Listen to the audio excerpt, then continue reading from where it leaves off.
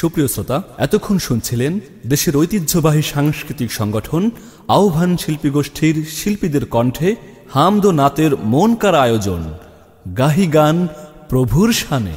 অ্যালবামটিতে কণ্ঠ দিয়েছেন হাফিজ মেহেদি হাসান, মাহমুদুল হাসান বাশির, মারুফ বিল্লাহ সাকি, কাউসার মাহমুদ, ওলিউল্লাহ রাসেল, মাহদি আল হাসান, সালমান সাদি, জোবায়ের আহমাদি, হাসান বিন ইরফান, আবদুল্লাহ আল কাউসার, আল আমিন কায়েস, বাইজিদ মাহমুদ ও রহমান হাবিব।